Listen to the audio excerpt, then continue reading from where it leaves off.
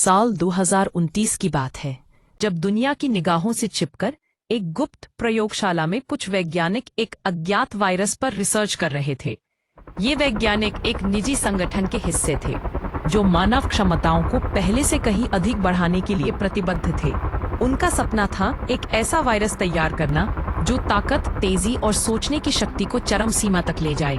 प्रयोग के पहले चरण में वायरस को सिर्फ जानवरों पर टेस्ट किया गया। पहले परिणाम वादे के अनुसार थे। जानवर अधिक शक्तिशाली और तेज हो गए, लेकिन जैसे जैसे वायरस की क्षमता बढ़ी, जानवरों का व्यवहार भयानक रूप से बदलने लगा। वे असामान्य और हिंसक हो गए, अपने ही समकक्ष पर हमला करने लगे। फिर वैज्ञानिकों ने इंसान पर प्रयोग करने का निर्णय लिया। कुछ स्वयंसेवक और कुछ बंदी, जिन्हें शायद कोई याद करता, इस भयानक प्रयोग के लिए चुने गए। दिनों के साथ उनमें एक अजीब परिवर्तन आया। वो गुस्सैल, हिंसक और असामान्य रूप से बर्ताव करने लगे। कुछ ही समय में वायरस ने उनके दिमाग और शरीर पर पूरा कब्जा कर लिया। अब वो इंसान नहीं रहे, वो ज़ॉम्बी बन चुके थे। हालात तेजी से नियंत्रण से बाहर जाने लगे। वैज्ञानिकों ने डर के मारे अपने संगठन को कॉल किया, सभी घटनाओं की जानकारी दी। थोड़ी देर बाद संगठन के कुछ सशस्त्र लोग आए। उन सभी संक्रमित लोगों को एक ट्रक में भरकर सुनसान जंगल में ले जाया गया। वहां पर उन्हें गोलियों से मार दिया गया ताकि वायरस का फैलाव रोका जा सके। सब कुछ खत्म लग रहा था, लेकिन नहीं, एक ज़ॉम्बी जिंदा बच गया था। वह घुप अंधेरे में छिपा था और उसकी आंखों में इंसानी अवशेष और पागलपन की झलक थी।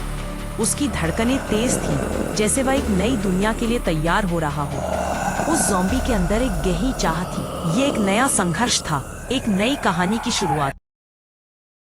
जंगल की गहराई में, जहां सूरज की किरणें पेड़ों की पत्तियों के बीच से झांकती थी, कुछ अमीर बाप के बिगड़े बेटे अपनी मस्ती में खोए हुए थे। हंसी मजाक करते, शराब की बोतलें थामे वे अपनी लग्जरी गाड़ी में सवार थे। लेकिन आज उनकी लाइफस्टाइल की चमक कुछ और ही कहानी बयां कर रही थी। जीपीएस की कमी और मोबाइल का न चलना बस एक छोटी सी परेशानी थी। वे समझते थे कि इस जंगल में उन्हें कोई नुकसान नहीं होगा, लेकिन जब उनकी गाड़ी अचानक रुक गई तो मस्ती एक गंभीरता में बदल गई। रुको, मैं देखता हूँ आसपास कोई मदद मिलती है कि नहीं, एक लड़के ने कहा। उसका नाम रोहन था और वह हमेशा से अपनी साहसिकता के लिए जाना जाता था। जैसे ही वह जंगल में अकेला चला गया, उसके दोस्तों ने उसे विदाई दी, उनकी जिंदगी पर हंसते हुए। लेकिन जैसे जैसे समय बीतता गया, एक अजीब सी खामोशी ने उन्हें घेर लिया। परेशान होकर उनके मन में चिंता की लहरें उठने लगी। क्या हुआ रोहन को? एक एक करके उन्होंने अपने आप को समझाने की कोशिश की, लेकिन जब वे उसे खोजते हुए आगे बढ़े तो अचानक एक चीख ने उनके दिलों को ठंडा कर दिया। उनकी आंखों के सामने एक डरावना नजारा था। रोहन जमीन पर पड़ा था और उसके ऊपर एक जिंदा ज़ॉम्बी उसे काट रहा था। इस दृश्य ने उनके दिलों में आतंक भर दिया।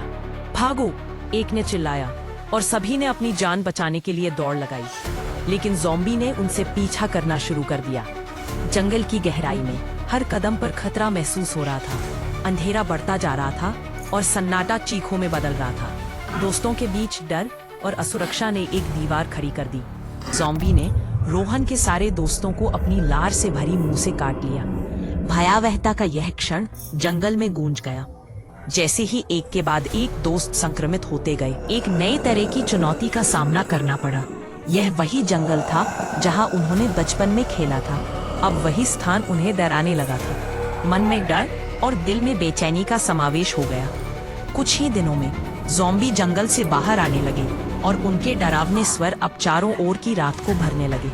इस बीच एक निजी संगठन का प्रमुख, जो हमेशा अपने फैसलों में क्रूर और सख्त था, को इस घटना की जानकारी मिली। उसकी आंखों में गुस्सा और निराशा का समावेश था। उसने अपने सैनिकों को बुलाया और उन पर चिल्लाया, तुम लोग इतने प्रशिक्षित होकर भी इतनी बड़ी गलती कैसे कर सकते हो? सभी सैनिक चुप रहते हैं। चुप्पी में गहरी असहमति और डर छुपा था। उसने अपने एक खास एजेंट की ओर इशारा किया। अगले ही पल एजेंट की टीम वहां पहुंच गई और सभी सैनिकों को ठंडे खून से मार दिया। हमारी गलतियां किसी को नहीं पता चलनी चाहिए, उसने खामोशी से कहा। फिर उसने एजेंट को आदेश दिया, जाओ जंगल में वापस जाकर एक ज़ॉम्बी को जिंदा पकड़कर लाओ, मारना मत। एजेंट ने बिना एक शब्द कहे जंगल की ओर बढ़ना शुरू किया।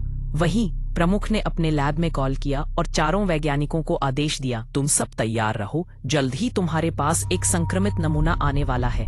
हमें किसी भी हाल में इसका एंटीडोट या कोई समाधान चाहिए। जंगल से वायरस धीरे धीरे आसपास के इलाकों में फैलने लगा। लोग बीमार पड़ने लगे और शहरों में दहशत का माहौल बन गया। पूरे देश में हाई अलर्ट जारी कर दिया। सैनिकों और एजेंटों को भेजा गया ताकि जितने भी लोग बच सकते हैं उन्हें अंडरग्राउंड बंकरों में स्थानांतरित किया जा सके। धीरे धीरे धुंध भरे रास्ते पर दो शख्स बाहर आते हैं। धुंध में छिपे उनका चेहरा अस्पष्ट है, लेकिन उनके कदमों में एक निश्चितता है। पहला शख्स कहता है, लगता है खेल यहीं से शुरू होगा। उसकी आवाज में एक हल्का साज बजता है। दूसरा शख्स उसकी ओर देखता है। उसकी मुस्कान में एक रहस्य छिपा है। शहर फिर से हमारी जरूरत में है। वह जवाब देता है,